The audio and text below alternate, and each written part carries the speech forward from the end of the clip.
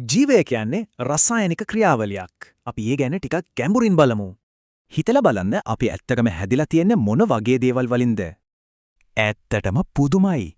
අපේ සිරුරේ 96ක්ම තියෙන්නේ මූලද්‍රව්‍ය 4ක් විතරයි. මේ සරල මූලද්‍රව්‍ය එකතු වෙලා තමයි ජීවයේ සංකීර්ණ සංයෝග හැදෙන්නේ.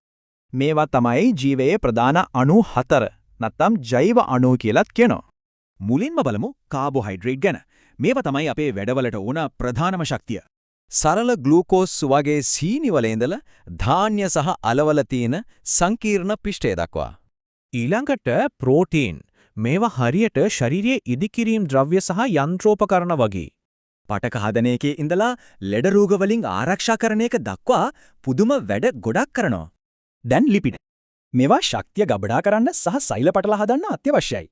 මේවා හරියට අපේ ශක්තිය තැන්පත් කරන ඉතුරුම් ගිනුවක් වගේ ආරක්ෂාවටත් වැදගත්.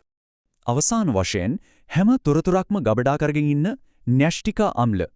මේ තමයි ජීවියාගේ සම්පූර්ණ සැලැස්ම තියෙන DNA අණුවේ හැඩය.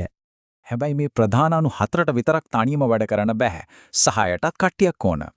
මෙන්න මේ සහායක කණ්ඩායම ජලය, කණිය සහ විටමින් නැතුවම බෑ. උදාහරණයක් විදිහට කැල්සියම් අස්තිවලටත් යකඩ, ලේ වලටත් අත්‍යවශ්‍යයි. හොඳයි. මේ රසායනික සමබරතාවය නැති වුණොත් මොකද වෙන්නේ? ශාකවලට ප්‍රෝටීන් හදන්න නයිට්‍රජන් ඕන. ඒක නැති වුණාම කොළ කහපාට වෙනවා. ඒ වගේම තමයි පොටෑසියම්.